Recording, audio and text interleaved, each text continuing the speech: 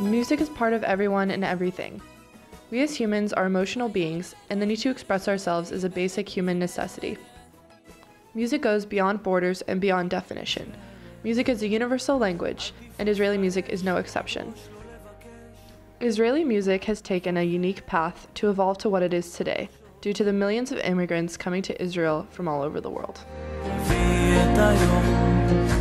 Israel is the border between the East and the West. East of us is the Far East and the old cultures. West of us, it starts the new culture.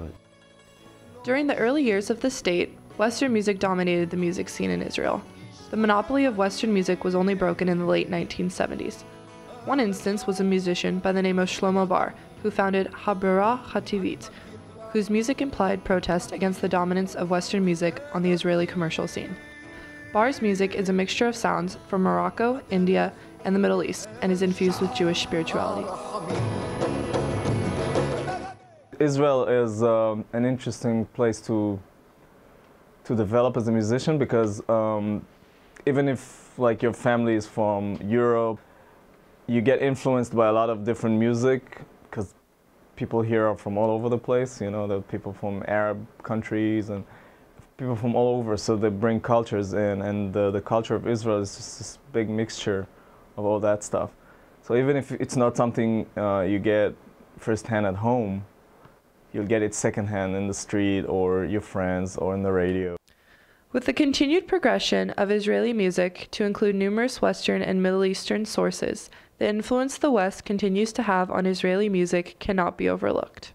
In Israel, we grew up on American music, you know, and British music. So that's what we hear in the radio. This is the movies we see, the TV series. Everything is from America, basically. Israeli teenager will be very much up to the same things as an American teenager. It's pretty close. You know what they say about Israel being the 51st state and all that. But yeah, it is a strong connection. With the wide variety of influences and audiences in Israel, its geographic size is still limiting, and many Israeli musicians have started performing in English to be able to reach a larger audience. With musicians such as Ivri Lider, who now has many English hits in the wider music scene, Israeli music is spreading back into the Western culture. Idan Raichel is another Israeli musician quickly gaining notoriety in the Western music platform. With his large ensemble of over 90 musicians from all over the world, his collaboration creates a music style all on its own. Luckily, we're performing, we're doing kind of a crossover to the US audience in general, such as here we're performing just in San Francisco Jazz Festival, or we perform in Central Park, New York, or we sold out the Sydney Opera House in Australia. Because, you know, Israel is great and it's small, and I think at a certain point you get to, okay, I want to play for more people, you know. In Israel it's a little bit harder to have non-mainstream stuff because it's so small. Then things that are not in the mainstream doesn't really survive. And in America it's easier to survive even if you're not Britney Spears. No matter the language or the origin, Israeli music encompasses a wide spectrum, which many different Israeli musicians are proud to represent. Outside of Israel, they will define this music as a world music, but for us it's Israeli music.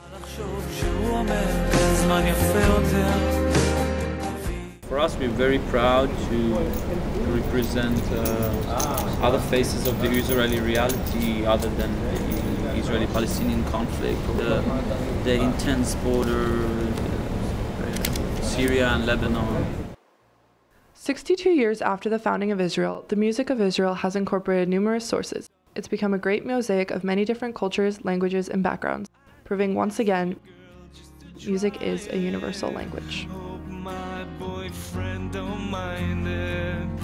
I kissed a girl and I liked it, the taste of her cherry chapstick. I kissed a girl just to try it. Hope my boyfriend don't mind it. It felt so wrong, it felt so right. don't mean I'm in love tonight.